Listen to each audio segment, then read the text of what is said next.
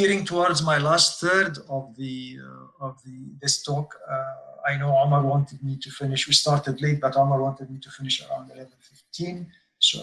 So we are in the age of acceleration. So everything is moving very fast, and this is an important factor, because with this pace of change, we need to be also moving very fast in our how we tackle what's going on, and look at adaptation to all the what's happening in the technology and the world around us. And we take an example from the tropical forest adaptation. You can see in the background these long trees competed for the sunlight, and so they started becoming very long, while these young, shorter trees competed by increasing their leaves.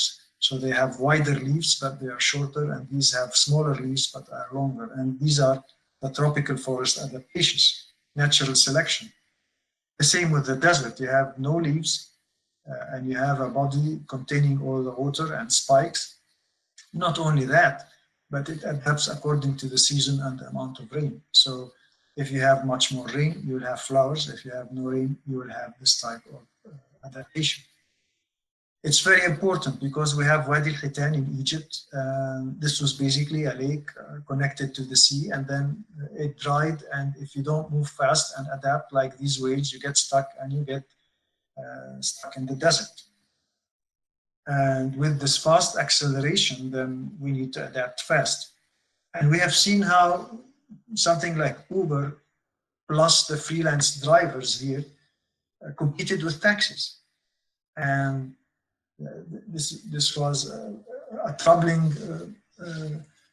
situation for taxis. And then, but the issue is, by time, possibly these happy drivers of Uber will be disrupted by driving Uber cars. And then maybe when there are abundant of self-driving Uber cars, you don't need to buy a car. You would schedule the Uber self-driving car to pick you up at specific times and get you back home, and so on. So why would you buy a car? So the automotive industry altogether, car industry, manufacturing industry, would start thinking about what type of cars do they need to develop? Do you need to? So this is also disruptive to transportation. And then the self-driving cars will be maybe substituted by self-driving or Uber drones and things like that. So these are just some examples of how we need to think of it. And this is a self-driving car delivering for Domino's Pizza. I think this was during the COVID environment, and you can see that it brings the pizza with no driver in the car, so there's abundance of safety. And so it's self-explanatory, and this is what's happening in the future. Of course, with all of this, you have the danger of what if this self-driving car hits a pedestrian, which happened, and it killed a cyclist. Who's responsible? Is it the car? Is it the manufacturer? Is it the company running the car? And so there are regulatory issues that we are facing just in all these new industries. This is part of it. And this is just ideas of how to go about regulations. I'm not going to go in detail in it, but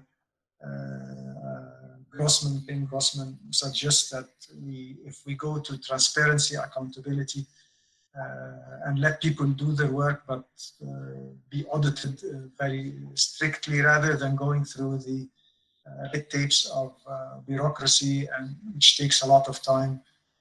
So these are how the regulatory people are looking at in how to face these new technologies that are coming out and new business models. We have to be worried about what's happening, and some people will be disrupted, some will be completely dislocated and become completely irrelevant. As I said, we have to be flexible, agile, adaptable, and always innovating. And with that comes a continuous struggle that we endured for the last more than 10 years, I don't know, 11 or 12, with Walid Auf and Dardiri, our champion, who really carried the torch. And with that came a lot of failures and successes. Through the failures, you learn and you move to the successes. Of course, there were lots of blind spots. You need to learn from other people's experiences, and you need to have a good team to be able to try to avoid much of these blind spots, things that you don't know. You either have to learn on the job, especially when 10 years ago we were pioneers, and at least in our market. And we gained a lot of experience, created a very robust team with new talents and new skills along the way. Also ego. I'm the best guy, I'm an expert, we've done that before. Also, I think these are two things that can bring businesses down. I'm finishing up. I like this clip very much about virtual reality. There's augmented reality, virtual reality, and look how, because when we studied in medicine, it was completely different, of course, and now you can see all these technologies and the immense potential for the future. So I end by this, and thank you very much. I hope it was worth it. I tried to go as fast as possible. Maybe we can have other sessions that are more